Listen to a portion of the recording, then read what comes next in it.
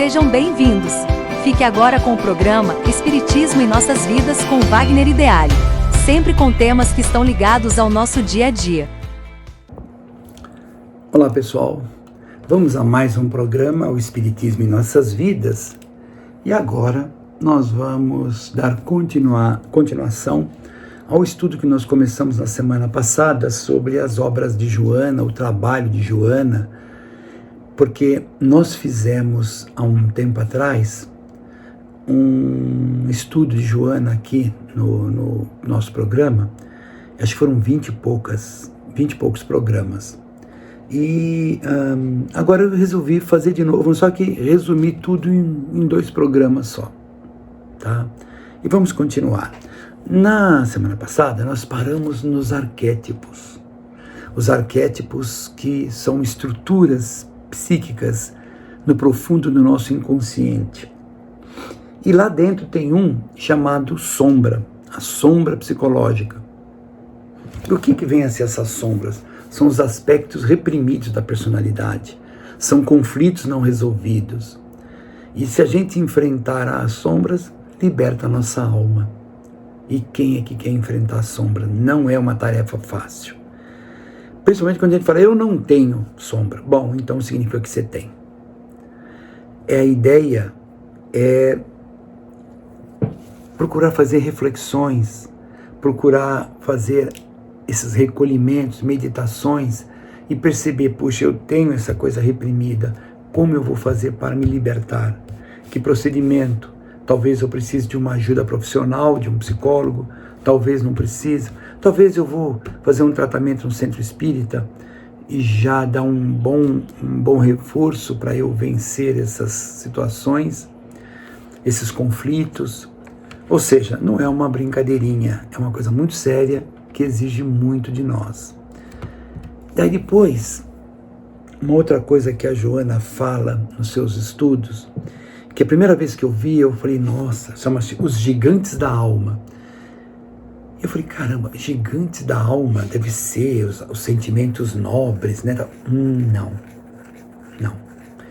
Na verdade, os gigantes da alma, até atrás daqui do meu equipamento tem uma tela com um acompanhamento para facilitar minha conversa. Mas orgulho, egoísmo, vaidade, ciúmes, inveja, ódio, são os gigantes da alma. São forças que escravizam o ser humano. Pois é. Então, como é que eu combato os gigantes da alma que a Joana fala tanto neles? Pelo amor, pela humildade, pelo perdão, pela luta em desenvolver interiormente os nossos potenciais, desenvolver as nossas qualidades. Nós temos, mas precisamos trabalhar mais. Porque o orgulho não vai levar a lugar nenhum. O egoísmo, ele só atrapalha a nossa vida. A vaidade demonstra uma infantilidade ainda grande de nós. Ciúmes, como se alguma coisa fosse nosso. A inveja, que é um gigante da alma terrível, que segura, que prende o ser humano. E o ódio, que não leva a lugar nenhum. Eu escutei um vídeo que lembra muito isso. O vídeo fala assim, 2 monges estavam andando e fizeram um voto de castidade. E de repente, no caminho, tem um rio, e uma mocinha fala, poxa, me ajuda a atravessar o rio. E o monge mais velho pegou a mocinha no colo, atravessou o rio e pôs ela no chão. E o monge mais novo, ficou horrorizado com isso. E eles continuaram andando. Lá na frente, o novinho, o monge mais velho, nossa, mas você fez voto de castidade. Por que você pegou aquela moça no colo e atravessou ela? Eu peguei ela no colo, atravessei o rio e larguei ela lá. Você está com ela até agora. O ódio é a mesma coisa. A gente guarda aquela coisa na forma de rancor. E o que resolve? O que resolve? Nada. Os conflitos existenciais é outro ponto importante quando a Joana vai citar todos aqueles itens que nós comentamos na nossa reunião passada. vazio interior, angústia, medo da morte. Todos nós temos medo da morte, porque a gente não sabe o que vem do outro lado. Mas o Espiritismo nos fala que, olha, depende de como você agiu nessa vida aqui. Não é que você nesta vida virou um Francisco de Assis, que você virou um Chico Xavier, não é isso. É que a gente tem que procurar, dia após dia, nos compreender mais, nos conhecer mais. A ideia não é a santificação, mas é a mudança constante para melhor. Lá no Evangelho vai dizer o que é ser espírita. É aquela pessoa que está comprometida consigo mesmo em melhorar. Melhorar no seu trabalho, melhorar nos seus relacionamentos, melhorar na sua forma de falar, na sua forma de ouvir, melhorar os seus pensamentos. Então, a cada dia a gente vai melhorando. Então tá. Então nós estamos num processo de evolução. Somos espíritas. Não obrigatoriamente para melhorar tem que ser espírita. A pessoa pode ser ateu, porque vale muito mais um ateu sincero, sério, honesto, do que um religioso psicopata, que é o que mais tem por aí, são religiosos psicopatas, né? Pois é. Então, o vazio existencial, a angústia, são características daquele ser que está perdido. Ele não consegue se encontrar, porque ele está manifestando uma série de sentimentos que ele precisaria eliminar. Então, ele fica doente porque aquela pessoa tem aquilo e ele não tem. Ele fica doente porque mexeram numa coisa que é dele. Ele tem ódio disso, ele tem ódio daquilo outro. Ele se acha que ele é a melhor bolacha do pacote. Ninguém é melhor que ele, não. Inclusive ele é médium, ele trabalha no centro espírita. E ele costuma dizer que determinados espíritos só manifestam através dele, porque ele é um médium especial, um médium de um outro patamar. Pois é, esses pensamentos é que amarram o ser humano e gera uma série de problemas, tá? E o que a Joana faz com esse trabalho dela? Uma explicação psicológica e uma explicação espiritual. Maravilhoso, maravilhoso. O conhecimento, esse é o ponto alto. Conheça a ti mesmo, faça autoanálise e reflexão diária. O autodescobrimento vai levar você à plenitude. O autodescobrimento vai levar você à compreensão de tudo que está à sua volta. Isso não é um trabalho da noite para o dia, é um trabalho talvez de anos e anos e anos, mas todo dia. Uai, você quer ficar fortão, bonitão? Você acha que você vai chegar na academia e em uma semana vai ficar? Não, vai levar anos. Mesma coisa na evolução espiritual, leva anos. Equilíbrio das emoções. Emoção, força criativa ou destrutiva. Depende de como nós trabalhamos as emoções. E aí vem uma coisa, necessidade de educar os sentimentos. O que é um sentimento? É uma emoção pensada. Eu tenho uma emoção, eu penso, eu tenho um sentimento. E eu preciso educar esse sentimento. Isso é um trabalho dentro do autodescobrimento, do autoconhecimento. Então, a série psicológica da Joana, ela abrange tudo isso que nós estamos falando, e eu posso dizer assim, que lá você vai aprender que as doenças refletem a desarmonia interior. E nós vamos buscar a cura pela integração e amor. Integração? Pois é, mas quer dizer que então eu só amando eu vou curar? Não. Na atual conjuntura de evolução que nós estamos, não. Nós vamos procurar um profissional de saúde, seja a área do nosso problema, psicológico, físico e de parte do corpo. Vamos fazer o tratamento espiritual na casa espírita. 2. Vamos querer melhorar. Tá. E como é que eu quero melhorar? Se autodescobrindo, estudando, se conhecendo. E então eu quero me curar. Porque falar da boca para fora não adianta. O pai da medicina sempre, lá na história, conta que ele perguntava assim, antes de dar remédio para alguém, você quer se curar? De verdade você quer se curar? Então tá, então eu vou te dar remédio. Reencarnação e psicologia.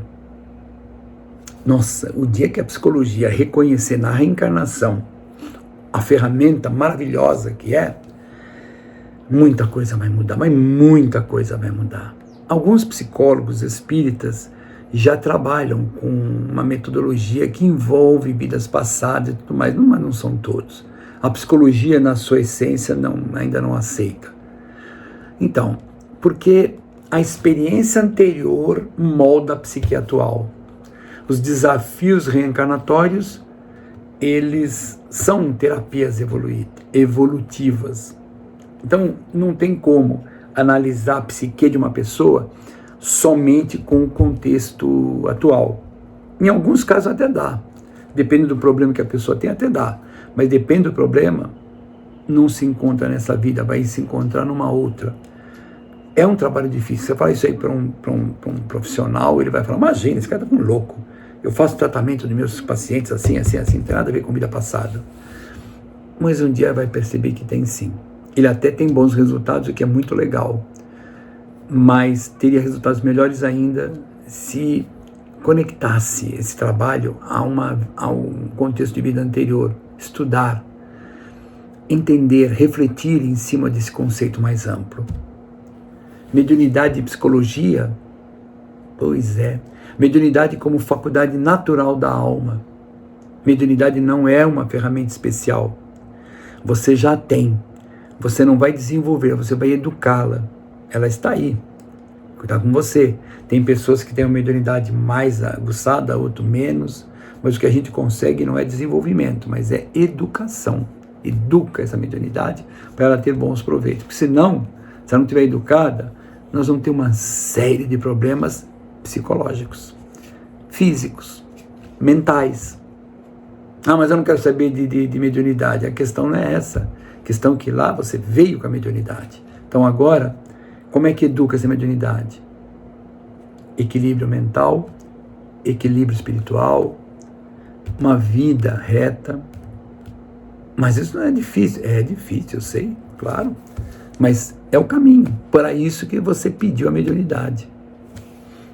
Não é fácil, mas necessidade de equilíbrio psíquico do médium. Eu pus aqui atrás essa frase. Por quê? Porque o médium precisa, a todo custo, entender a sua psique e ter esse equilíbrio, senão não tem mediunidade. Tem animismo, tem o que nós chamaríamos de mediunidade sem Jesus, que é uma coisa sem pé, sem cabeça, e que qualquer espírito se manifesta e fala uma série de bobagens, e as pessoas acreditam, porque ela é médium. Ah, ela é médium, ela é médium, então, nossa, a palavra dela é... Não, de hipótese alguma.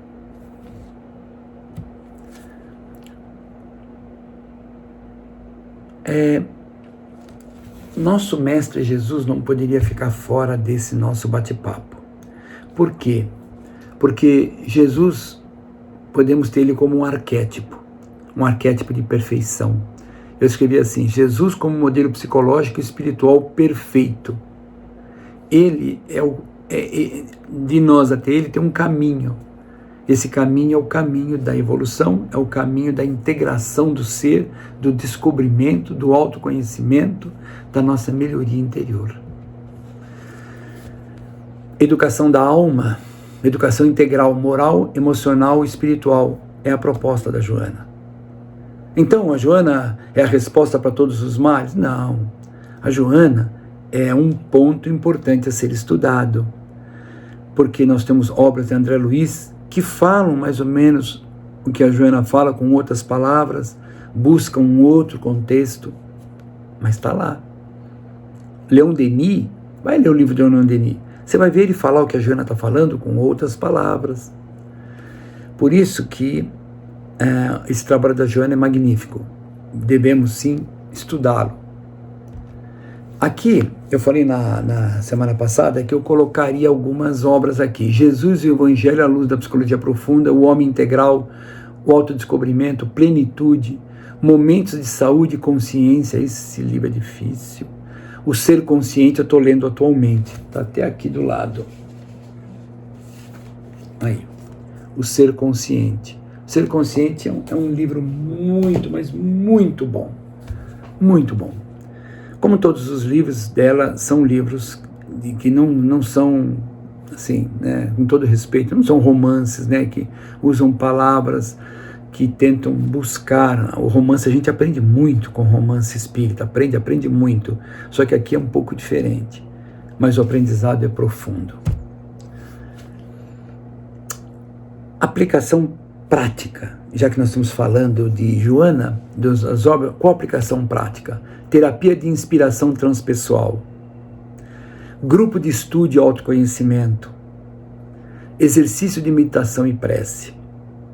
O exercício de meditação e prece você faz sozinho. Grupos de estudo e autoconhecimento, você pode se juntar. Eu tenho um grupo que é de terça e quinta à noite, das 9 às 10, que eu faço aqui de casa. Eu tenho um grupo de pessoas, a gente lê um livro, depois acaba lê outro. Nós já estamos há 5 anos e meio funcionando, toda terça e quinta à noite. É um grupo de estudo, é importante, para a gente se conhecer, trocar ideia, aprender com o outro. E essa terapia de inspiração transpessoal é outro fator a ser feito também para a nossa melhoria. O legado que a nossa querida Joana nos deixa. Integração de espiritismo com psicologia, beleza. Contribuição para psicólogos, terapeutas, educadores. Eu, como educador, tenho no trabalho dela uma ferramenta para o meu trabalho. E ela pretende que a gente faça o seguinte: aprenda a se conhecer, aprenda a viver, aprenda a ser e aprenda a amar. Pois esse é o caminho. É simplesmente magnífico. Então, como encerramento, eu coloco aqui uma frase dela que diz assim: a maior viagem de todas é a do autodescobrimento, né? E é mesmo. É quando você descobre que você tem a qualidade A, B e C, que você descobre que, puxa, isso aqui não está legal, eu não estou agindo de forma como deveria, vou mudar. E muda. E cai. E muda de novo. E cai de novo. E muda de novo. E persiste. E erra, mas persiste. Até que uma hora você não erra mais e venceu. Há aqueles que vencem logo de primeira, há aqueles que demoram mais. Mas o que não pode é abandonar o caminho.